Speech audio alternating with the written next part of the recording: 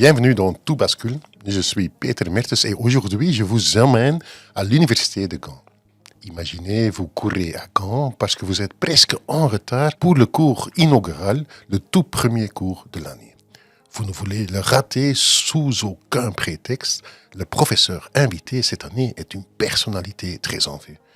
La presse aussi s'est déplacée en masse, il y a de l'électricité dans l'air. De quoi va parler votre cours? De l'état de Providence et de l'avenir de cet état de Providence. Il ne va pas bien, j'imagine. Si nous ne faisons rien, il va s'effondrer au cours de la vie de ses étudiants. Et là, le silence se fait.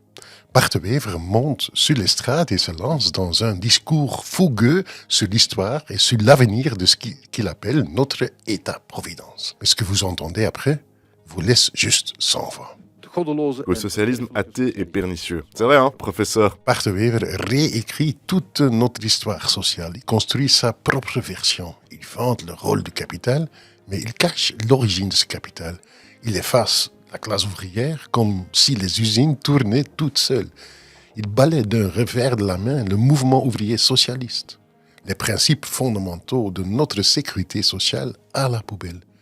La lutte sociale aussi disparaît dans sa version de notre histoire sociale. C'est donc une tromperie intellectuelle et c'est ce que je veux démontrer étape par étape dans cet épisode de Tout bascule. Je veux vous raconter la vraie histoire de notre sécurité sociale. Ensemble, on va remonter le temps, loin de cet auditoire universitaire, jusqu'au premier jour de la révolution industrielle, jusqu'à la lutte sociale de cette époque. C'est une histoire passionnante et elle commence en l'an 1800 à Gand. Le monde bascule. Tout change rapidement et ça peut partir dans tous les sens. Nous avons besoin d'une nouvelle société par et pour les gens et qui ne soit pas guidée par la soif de profit. Je suis Peter Mertens, bienvenue dans Tout bascule. En 1800, Gand saute dans le train de la révolution industrielle. Selon Bart de Wever, c'est l'œuvre d'un seul homme, Lieven Bouwens. Dit, dames en heren, is Lieven Bouwens. Voici, mesdames, messieurs, Lieven Bouwens.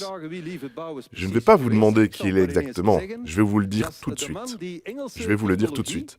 C'est l'homme qui a apporté à Gand la technologie anglaise du filage de coton et qui en a fait la première grande ville industrielle du continent européen. Une figure importante pour notre prospérité. Lieven Bouwens était un peu le chinois de notre époque. Il est allé voler de la technologie, puis il l'a copiée. Cet homme fait de Gand la deuxième Manchester. C'est le surnom qu'avait la ville au début du 19e siècle. À l'époque, il y avait une vraie création de richesse, un berceau de l'industrialisation européenne, une prospérité sans précédent, une prospérité dont la Flandre avait bien besoin. Car à ce moment-là, nous vivions dans une misère accablante.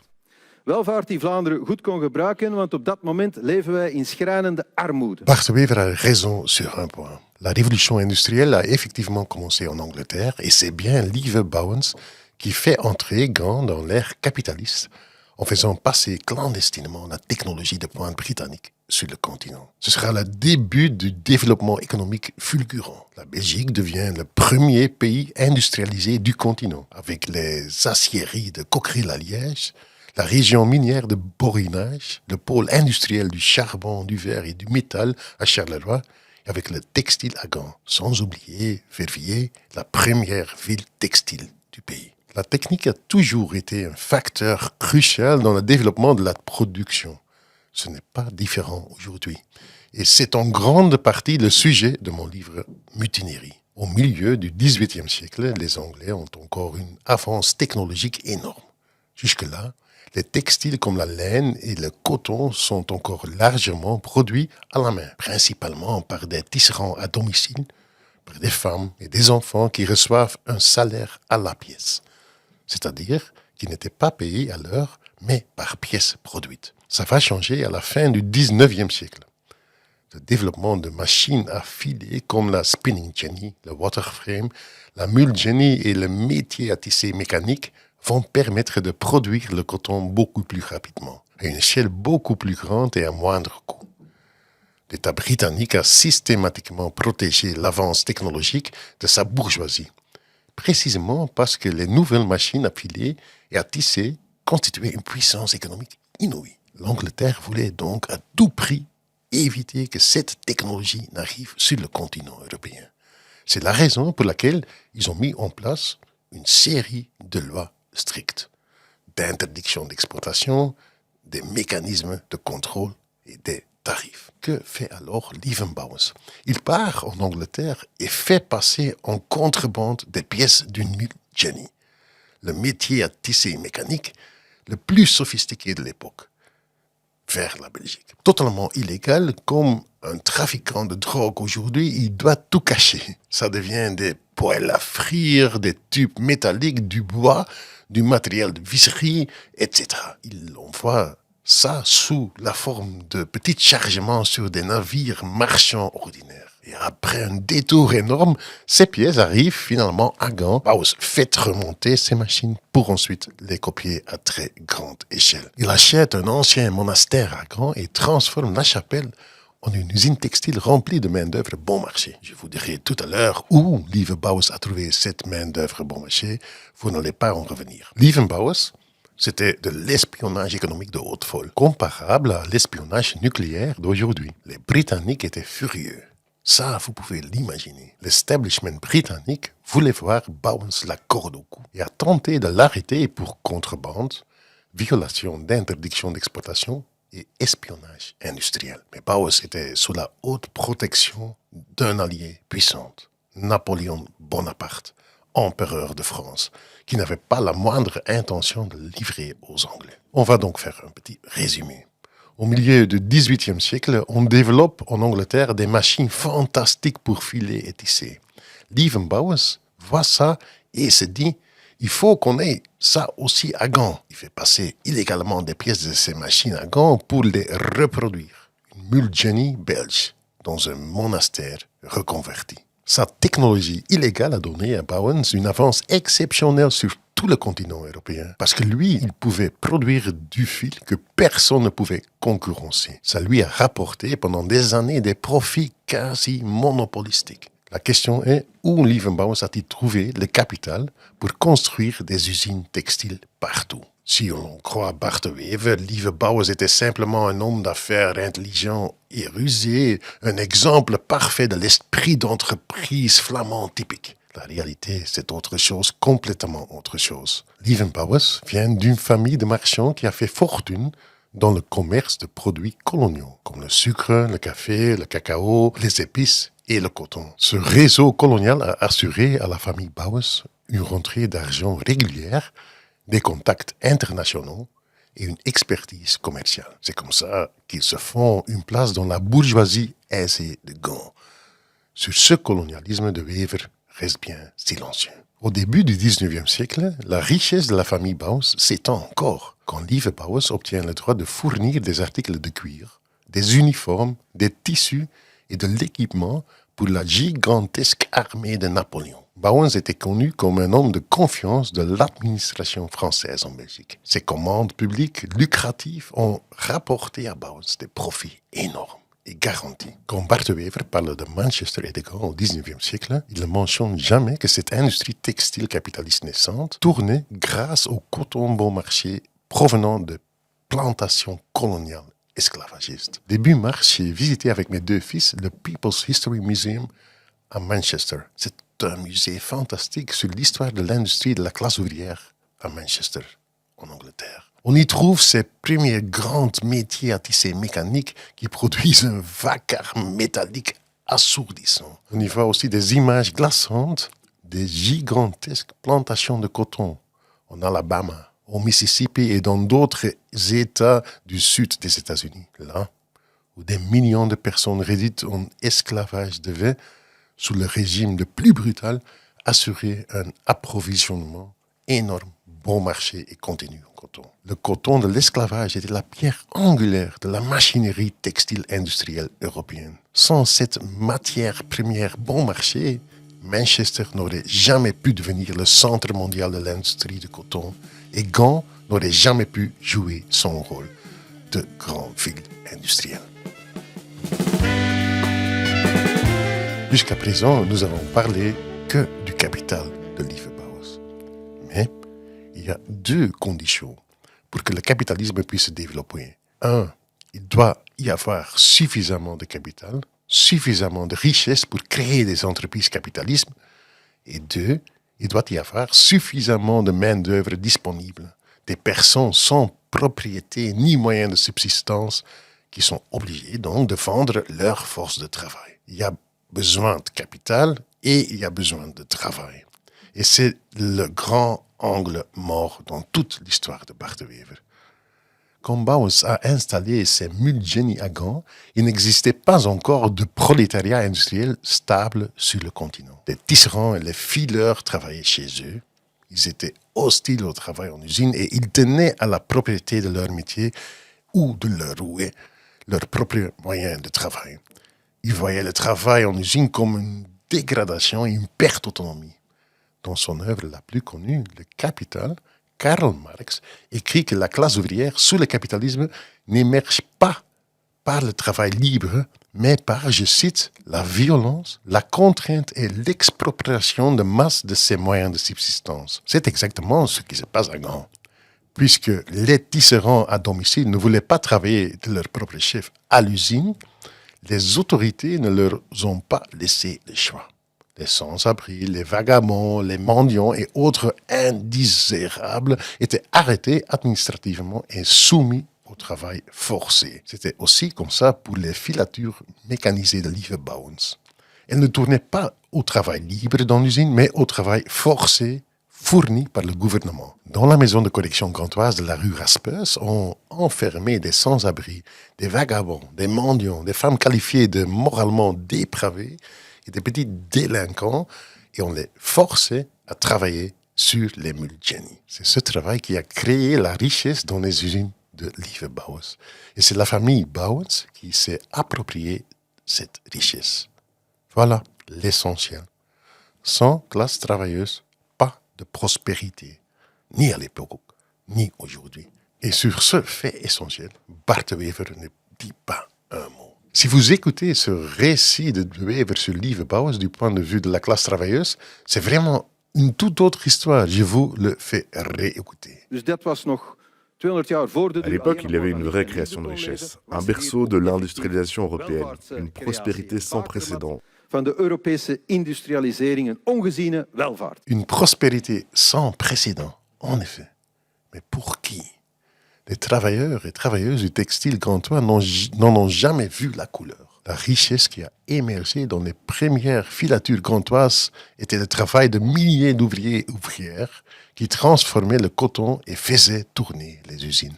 Des hommes, des femmes, des enfants qui travaillaient de longues heures à l'usine sans aucune protection sociale et souvent sous la contrainte. La prospérité sans précédent qu'ils produisaient ne leur revenait pas. La richesse allait directement à la famille Bauwens, aux propriétaires de l'usine et du capital. Ce n'est d'ailleurs pas un hasard si de Wever remonte aussi loin dans le 19e siècle, avant le syndicat et avant les premières lois de protection sociale. Pour les hommes, les femmes et les enfants qui travaillaient dans ces premiers ateliers textiles gantois, cela voulait dire une vie de salaire de misère, de journées de travail de 14 à 18 heures, un air malsain, le travail des enfants et une absence totale de droit. Lorsque deux médecins gantois, Joseph Maresca et Julien Heimann, enquêtent en 1850 sur la santé des ouvriers de textile dans les quartiers ouvriers de Gand, ils sont stupéfaits. Dans leur rapport, ils décrivent des taudis surpeuplés, des maisonnettes ouvrières entassées autour de ruelles étroites comme des égouts immondes, des foyers de variole et de tuberculose. Ils sont horrifiés par la forte mortalité infantile. Ils examinent des ouvriers au corps brisé par le travail, rongés par la poussière et la pollution. Friedrich Engels, compagnon de route de Karl Marx, dresse exactement le même tableau à la même période à Manchester, dans son célèbre ouvrage « La situation de la classe laborieuse » en Angleterre. Telle était la réalité du prolétariat gantois. Pas un conte fait sur le progrès, mais une transition brutale vers le travail capitaliste où les ouvriers risquaient leur liberté, leur santé et souvent aussi leur vie, tandis que les profits affluaient vers une petite classe de propriétaires d'usines. Tout à l'heure, je vous raconterai la résistance contre cette exploitation brutale. Les premières insurrections ouvrières, nous entendrons Marx lui-même s'exprimer sur la violence policière belge et même le pape viendra s'en mêler. Mais avant de commencer cette histoire, je vous invite à vous abonner à ce podcast. Cliquez simplement sur s'abonner, comme ça vous ne manquerez aucun épisode. Plus il y a d'abonnés, plus ce podcast sera montré à de nouvelles personnes. Et c'est le but, évidemment. Le Gand et la Flandre que De Wever évoque aujourd'hui avec tant de nostalgie était une période d'exploitation brutale, sans sécurité sociale et sans syndicats. Protester contre l'exploitation et les conditions de vie indignes était tout simplement un délit à cette époque. Sous Napoléon, le bon ami du baron du textile Lieve Bouwens, une loi a été votée, la tristement célèbre loi Le Chapelier. Cette loi disait que les travailleurs étaient passibles de poursuites dès qu'ils s'organisaient ou tentaient d'augmenter leur salaire. C'était le capitalisme dans sa forme la plus brutale et la plus nue. Mais selon Bart de Wever, tout cela ne s'est jamais produit.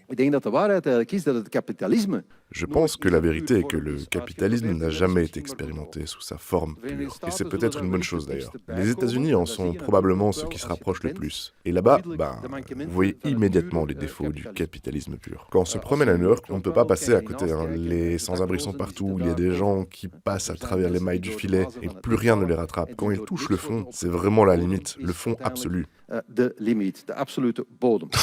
Prétendre que le capitalisme n'a jamais été expérimenté nulle part dans sa forme pure, c'est vraiment dire le contraire de ce qui s'est passé dans l'histoire. Peut-être que Bart de Wever aurait mieux fait de lire Marx au lieu de le balayer d'un geste hautain. Ou peut-être qu'il aurait mieux fait de lire les enquêtes sociales sur la condition de la classe ouvrière dans le Gand de Lieve Bouwens. Car s'il y a bien deux endroits où le capitalisme s'est imposé par le sang et la violence, c'est l'Angleterre et la Belgique du 19e siècle. Le Gand de Lieve Bouwens, que Bart de Wever regarde avec tant de nostalgie, était une société sans filet de sécurité, sans limite, avec seulement un fond absolu. Karl Marx appelle la Belgique de l'époque un paradis pour les capitalistes, un pays où les syndicats sont interdits, un pays où l'exploitation n'a pas de limite. Ce n'est pas moi qui le dis, je cite ici un célèbre combattant infatigable contre l'exploitation capitaliste, Karl Marx. En 1868,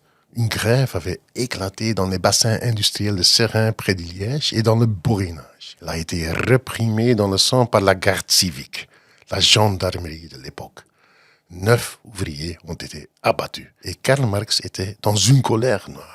Il n'existe qu'un seul pays dans le monde civilisé où chaque grève est si joyeusement transformée en prétexte au massacre officiel de la classe ouvrière. Ce pays a la béatitude unique, c'est la Belgique. L'état modèle du constitutionnalisme continental, le petit paradis bien douillet et bien couvert du propriétaire terrien, du capitaliste et du prêtre. Tout comme la Terre tourne autour du soleil en un an, le gouvernement belge a son massacre annuel des travailleurs. Le massacre de cette année ne diffère de celui de l'année dernière que par le nombre plus macabre de ses victimes. La férocité plus hideuse d'une armée par ailleurs ridicule, les jubilations plus brillantes de la presse cléricale et capitaliste, et la frivolité accrue des prétextes avancés par les bouchers gouvernementaux. Il est donc absurde de dire que le capitalisme n'a jamais existé dans sa forme la plus brute. Il a existé dans notre propre pays, ici même. Ce que raconte Bart de Wever ne tient donc pas debout. Une question bien plus importante est de savoir comment se fait-il qu'aujourd'hui nous avons des lois qui nous protègent. Qui en est responsable? Qui a fait en sorte que nous ayons même le droit de nous organiser, le droit d'avoir un syndicat? Qui est à l'origine de la première législation sociale et de notre sécurité sociale? Selon Bart de Wever, ça aussi, c'est l'œuvre d'un seul homme. Le pape. Les fondateurs de notre modèle de prospérité flamand ont bel et bien prévu ces lacunes du capitalisme. Et ça a beaucoup à voir avec la personne suivante. Voici le pape Léon XIII, pape de 1878 à 1903. Léon XIII est connu pour une encyclique bien particulière, Rerum Novarum, un document important. Il est décrit comment nous devons agir en tant que chrétiens. C'est un document important. C'est un document qui était très fondamental, car il développe une doctrine sociale, dans laquelle il parle de la justice que ce capitalisme doit également apporter aux travailleurs, avec un salaire juste. Il décrit le droit à la propriété, l'acquisition de la propriété comme quelque chose de très important. Je pense aussi que c'est extrêmement important, la solidarité avec les plus faibles. Si nos enfants ne bossent plus dans les usines textiles aujourd'hui, ce serait grâce au pape. Et bien d'accord, c'est quand même une lecture très, très créative de l'histoire sociale. D'après Bart de Wever, c'est le pape Léon XIII qui tout seul aurait mis un frein au capitalisme débridé. On dirait que Bart de Wever n'a jamais entendu parler du mouvement ouvrier socialiste. Faut quand même oser. Bart de Wever débarque à Gand, la ville où est né le mouvement ouvrier socialiste dans le nord du pays. Il fait comme si ce mouvement n'avait jamais existé. Dans l'encyclique Rerum Novarum, un document important sur la doctrine sociale de l'Église catholique a été écrite en 1891, après plus d'un demi-siècle de lutte ouvrière socialiste. Il est absolument impossible de comprendre l'encyclique Rerum Novarum sans comprendre le mouvement ouvrier socialiste. C'est impossible et c'est intellectuellement d'un niveau très douteux. C'est historiquement complètement intenable d'attribuer, comme le fait Bart de Wever, la première législation sociale en Belgique au pape Léon XIII. Comme si c'était une main catholique bienveillante qui avait comblé les lacunes du capitalisme. Celui qui affirme ça efface délibérément un demi-siècle de lutte sociale. N'importe qui veut comprendre historiquement Rerum Novarum doit commencer par le fait que l'Église catholique, vers 1880, était effrayée par le socialisme, jusqu'au plus profond de son être. Partout en Europe, des syndicats, des coopératives, des caisses de solidarité et des partis socialistes voyaient le jour. En Belgique, le mouvement socialiste est devenu extrêmement fort, avec la création des coopératives, du Vooruit à Gand, du puissant Le Progrès à Jolimont et de la Maison du Peuple dans le quartier des Sablons à Bruxelles. Le mouvement socialiste a aussi créé des mutualités comme la Bon Moison qui existe toujours aujourd'hui. Et puis, petit à petit, des syndicats socialistes puissants qui ont, pour la toute première fois, réussi à arracher des concessions au patronat. Le mouvement socialiste avait déjà construit un demi-siècle d'organisation ouvrière, et souvent illégalement, sous la loi Le Chapelier, qui emprisonnait les travailleurs pour avoir organisé une grève. Des milliers d'ouvriers et d'ouvrières l'ont fait quand même. Ils ont construit des boulangeries coopératives, des mutualités, des caisses de résistance, souvent avec une cotisation d'un petit franc par semaine. Ils se sont retrouvés en prison pour conspiration. Ils risquaient le licenciement, le bannissement des entreprises et parfois leur vie. Tous ces travailleurs et travailleuses ont posé les premières pierres de la protection sociale avant qu'une seule lettre de Rerum Novarum ne soit écrite sur le papier. Le fondement de nos droits sociaux n'ont pas été posés par des évêques ou des papes, mais par des tisserands, des fileurs, des dockers et des mineurs qui se sont organisés en coopératives, mutualités et syndicats. C'est grâce à ce contre-pouvoir, un pouvoir d'en bas contre le pouvoir du capital, que les premières conquêtes sociales ont été obtenues. Le droit de vote, le droit de grève, la protection salariale et les germes de la sécurité sociale ont été conquis par les grèves, des manifestations de masse et la loi de la rue, pas par des textes pontificaux. Le mouvement ouvrier catholique en Belgique n'est pas né d'une préoccupation chrétienne soudaine pour le sort des travailleurs, mais comme une réaction directe, une réaction stratégique à l'émergence du mouvement ouvrier socialiste. En 1886, ça a explosé. À Liège, pendant une commémoration de la Commune de Paris, une manif spontanée a démarré dans la ville. Plusieurs manifestants sont morts quand la gendarmerie a chargé, sabre au clair. Tout le bassin houillé liégeois s'est arrêté.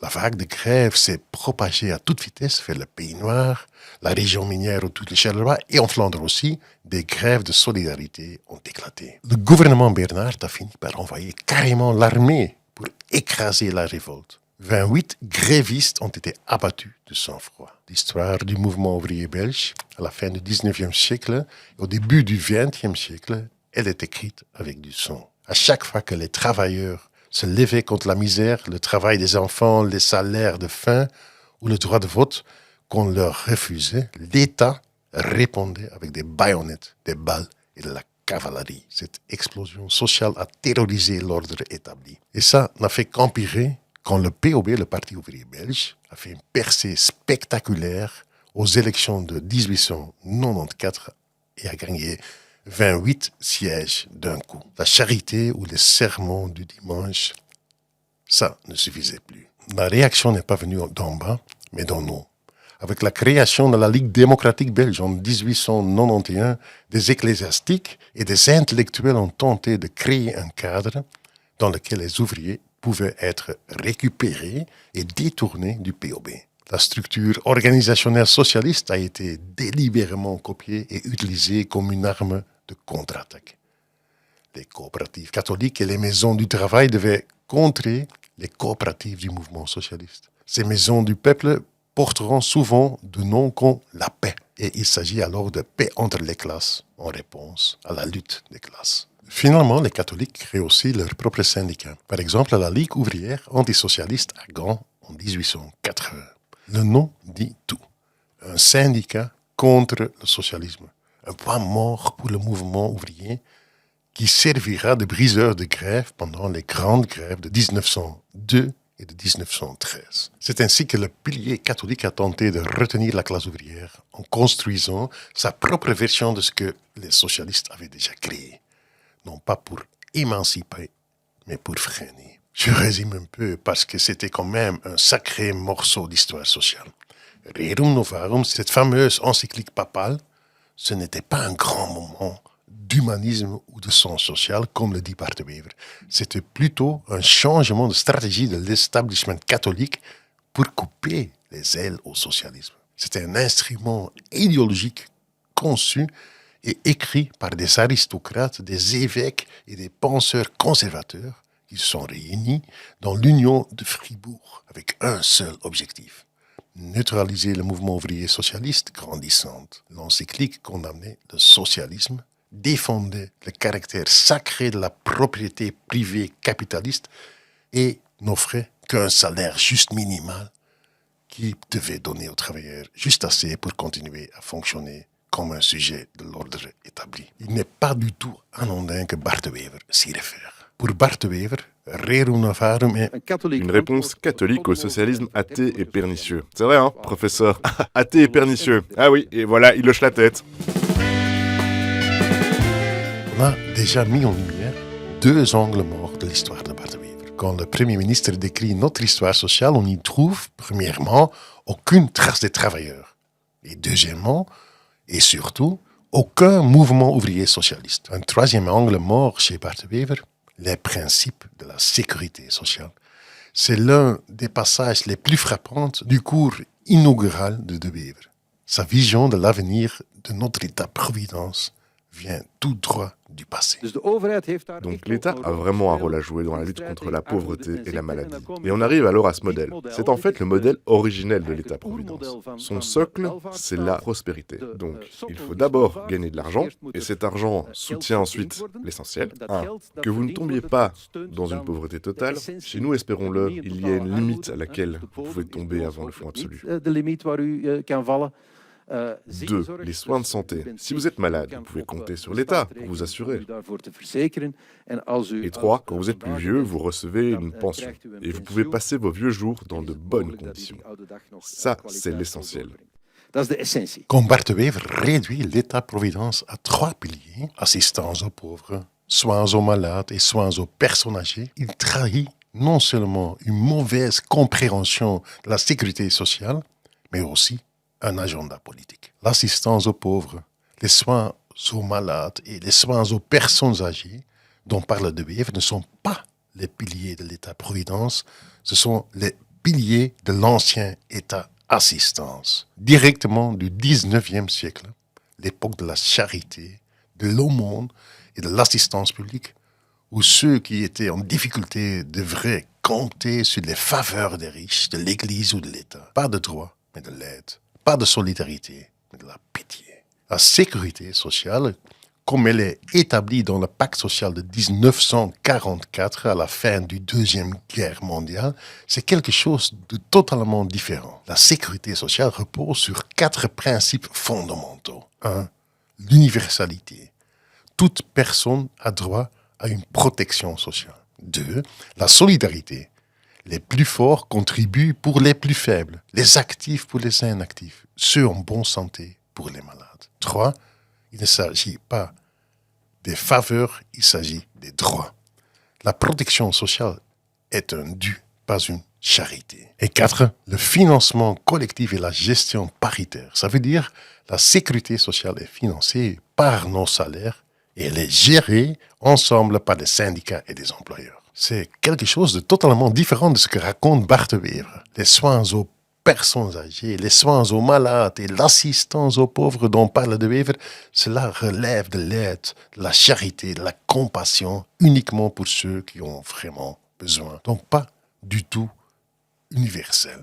Il s'agit d'une forme d'assistance publique où l'on cherche à s'assurer que les personnes âgées, les malades et les pauvres ne meurent pas de faim et de misère. Il s'agit d'une faveur, il s'agit de charité. Un tel système de charité et dans le monde a existé pendant des siècles. Des personnes dont le besoin, qui n'ont pas de droits, mais qui dépendent des faveurs des autres. Pas pour tous les pauvres, mais seulement pour les mendiants locaux, les malchanceux du village, touchés par un coup dur, une maladie ou un autre malheur. C'était ça le système, et certains rêvent d'y retourner. C'est là le rêve de De Wever, un minimum d'aide sociale pour les plus pauvres, et pour tout ce qui va au-delà, les gens n'ont qu'à se payer une assurance privée hors de prix. La sécurité sociale, c'est quelque chose de fondamentalement différent.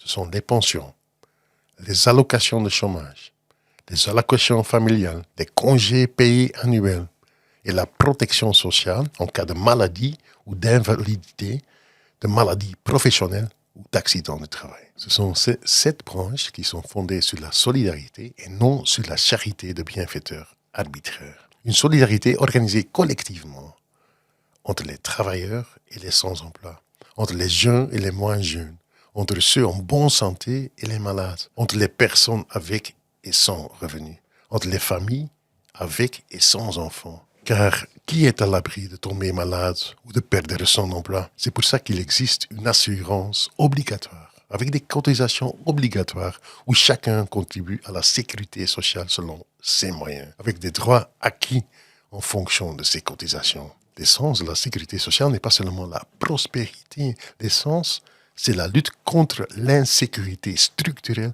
qui est propre au capitalisme.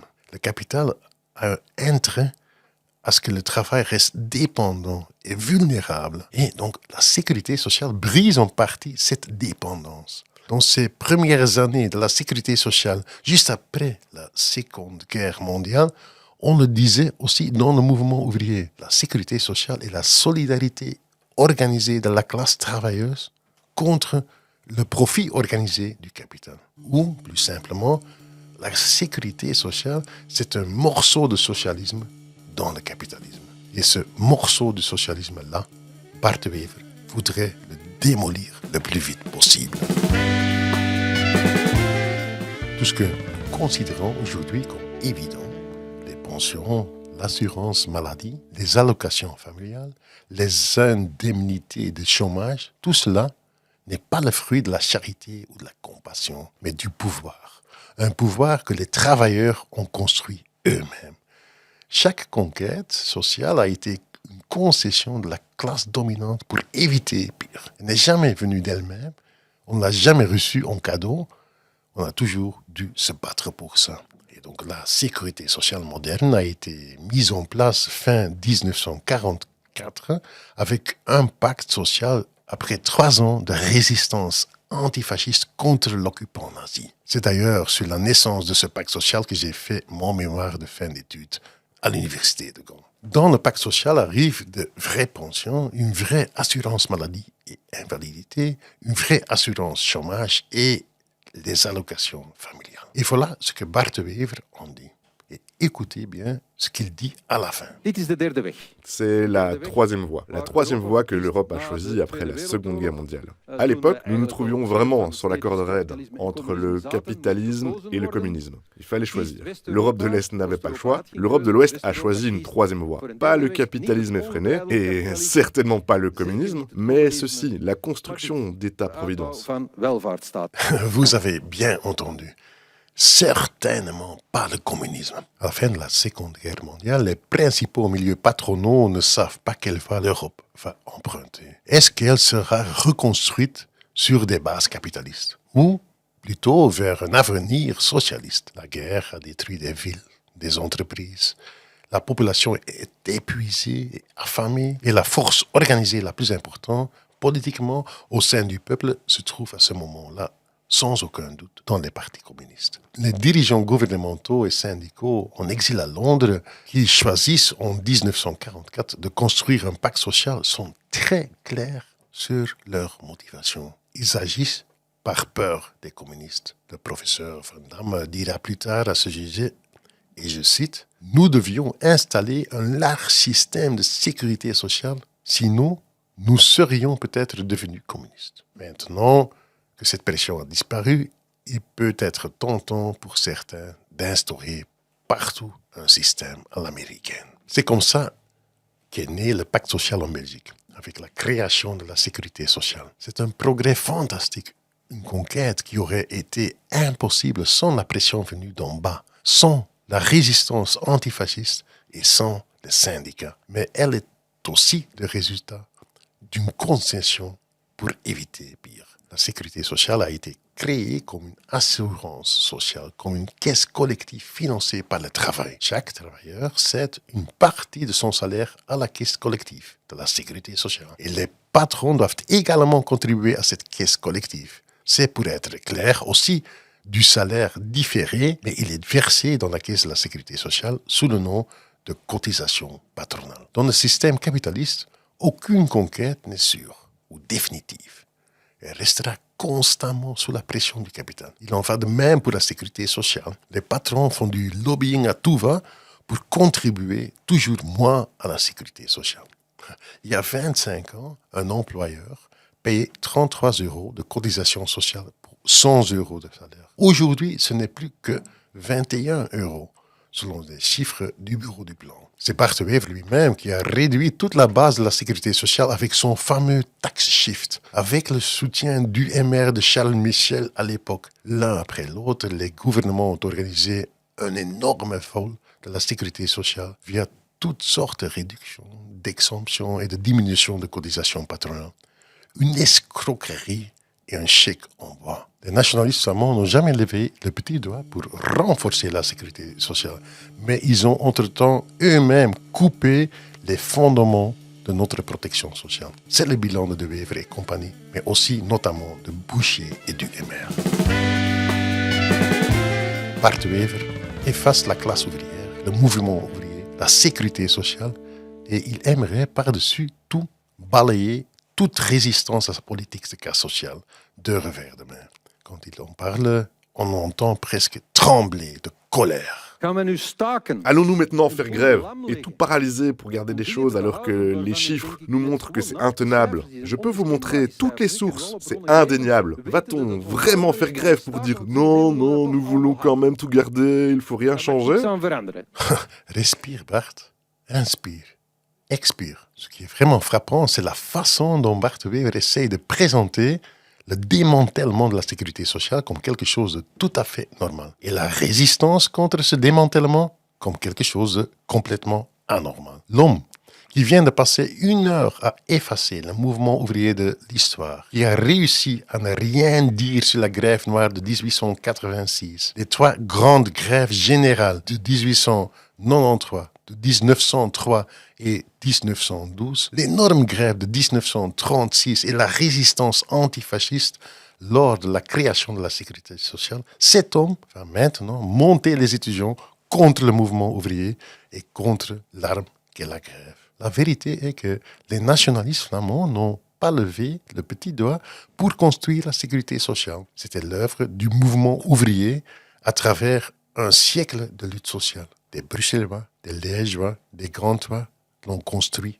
ensemble, par la lutte. Et c'est précisément cette lutte que De Wever veut museler, au moment où son gouvernement veut porter des coups durs à la sécurité sociale. Bart de Wever veut démonter notre sécurité sociale, la cathédrale du mouvement ouvrier, pierre par pierre. Et pour ça, il va chercher son inspiration chez Margaret Thatcher. Le 13 octobre de cette année, De Wever a tweeté ceci. Au 100e anniversaire de Margaret Thatcher, ces mots continuent à résonner. Joyeux anniversaire, Thatcher.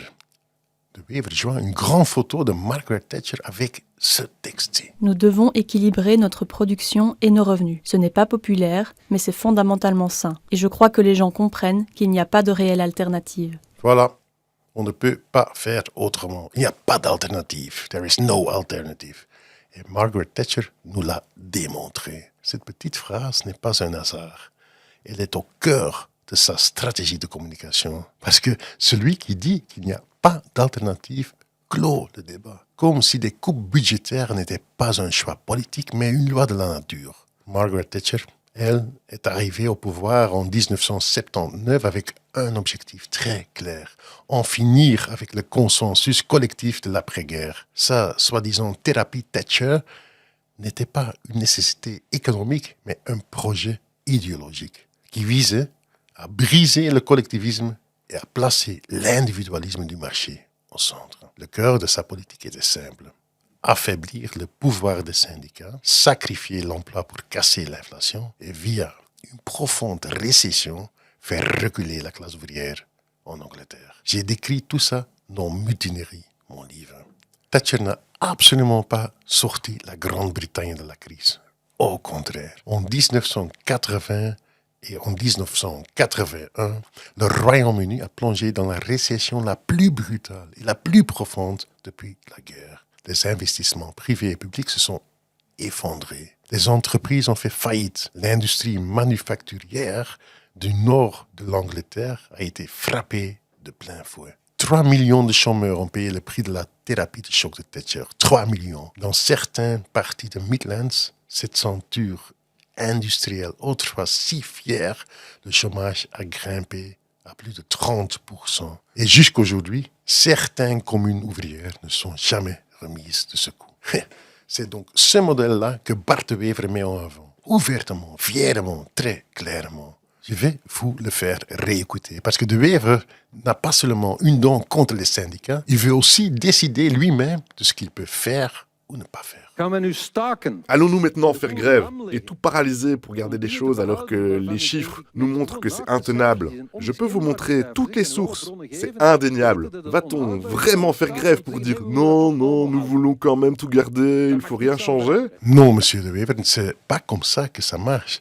Notre sécurité sociale a été construite par un contre-pouvoir venu d'en bas, par des centaines de milliers de gens ordinaires qui ont accompli des choses extraordinaires dans notre histoire. Ils ont construit un contre-pouvoir avec des coopératives, des cercles de gymnastique, des maisons du peuple, des fanfares, des bibliothèques, des salles de cinéma, des maisons de vacances et des syndicats. On ne peut pas limiter les droits démocratiques au droit de vote. C'est absurde. C'est la vision de Thatcher.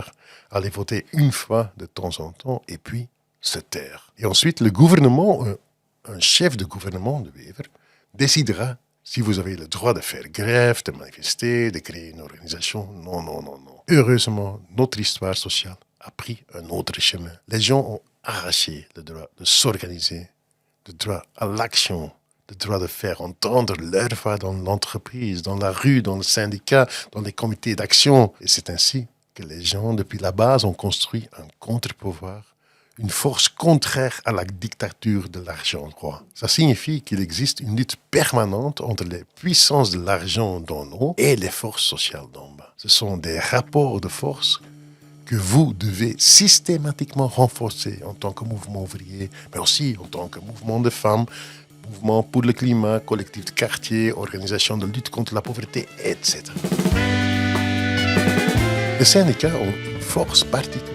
Ils représentent les salariés qui produisent quotidiennement la richesse du pays. Si ce groupe arrête le travail, alors aussi la production de richesse s'arrête. Et on parle alors d'une grève. Il faut savoir qui affaiblit les syndicats, affaiblit toute la société. Parce que sans syndicats, chaque travailleur se trouve seul face à l'employeur. Des chercheurs comme Wilkinson et Pickett montrent que les pays où les syndicats sont forts connaissent moins d'inégalités, sont en meilleure santé, ont de meilleures conditions de travail et de meilleurs salaires. Les syndicats ne se contentent pas de négocier, ils forment aussi les gens, ils créent des liens et portent des valeurs de solidarité et de respect. Individuellement, personne ne peut couvrir la voix de la FEB, la Fédération des entreprises de Belgique, du VOCA, la Fédération flamande des entreprises, etc., ou d'autres organisations patronales, mais collectivement, dans les syndicats, les travailleurs trouvent leur voix. Les syndicats forment la colonne vertébrale solide du contre-pouvoir de notre société. Et c'est cette colonne vertébrale que Bart Wever veut briser. Een vakbond is een vereniging van werknemers. Un syndicat est une association de travailleurs, c'est-à-dire des personnes qui travaillent. C'est pas une association de chômeurs. La mission d'un syndicat devrait être de permettre aux gens de travailler dans les meilleures conditions possibles, de contribuer au socle, et puis de dire et d'exiger à juste titre qu'il y ait une redistribution de cette richesse qu'ils aident à générer. Et si c'est nécessaire de faire grève, est-ce le modèle en Belgique ? C'est absolument pas le modèle en Belgique. Dat is totaal niet het model in België. La définition que de Wever donne des syndicats est complètement fausse. Depuis le début du capitalisme, le mouvement ouvrier s'est engagé pour l'ensemble de la classe laborieuse. Lorsque des ouvrières du textile étaient licenciées, les syndicats défendaient leurs droits. Lorsque des mineurs avaient un accident et devaient rester chez eux, la caisse collective des mineurs intervenait pour les aider. Dès le premier instant, les syndicats se sont préoccupés de l'ensemble de la classe. Pour ceux qui travaillent, mais aussi pour ceux qui ont été poussés au chômage par les caprices du capitalisme. Celui qui affirme le contraire ne connaît rien en l'histoire. Ou bien, il a un tout autre agenda. C'est l'un ou l'autre. Les syndicats ont toujours lutté pour que les gains de productivité soient convertis en plus d'emplois. Donc, pour un socle élargi avec plus de personnes au travail. Ils ont imposé la journée de 8 heures. Ils ont sorti les enfants des mines. Ils ont obtenu le droit à la pension pour que les jeunes puissent travailler à l'usine. La lutte pour l'emploi, pour un travail digne et le respect du travail est la lutte fondamentale du syndicat. La vraie question est donc, où est le plan industriel de Bart Wever et celui du gouvernement Arizona? Où sont les investissements dans la recherche? Où sont les investissements dans l'innovation, dans la technologie? Où est le plan énergétique du gouvernement? Il n'existe tout simplement pas. À la place, c'est encore plus l'austérité pour dépenser toujours plus dans l'armée et la défense. De Wever n'a tout simplement pas de réponse à ce système qui organise le manque d'innovation, le retard technologique et donc la désindustrialisation. Nous avons besoin de faire l'inverse, investir dans l'avenir, dans la politique sociale, dans des infrastructures publiques solides et dans la transition vers une énergie durable et abordable. C'est là que se trouve le véritable chemin vers la prospérité. Voilà, c'était le 10e épisode de Tout bascule, consacré au monde particulier selon Bart Wever qui efface de notre histoire le mouvement ouvrier, le socialisme, le contre-pouvoir et les principes fondamentaux de la sécurité sociale. Merci pour votre écoute.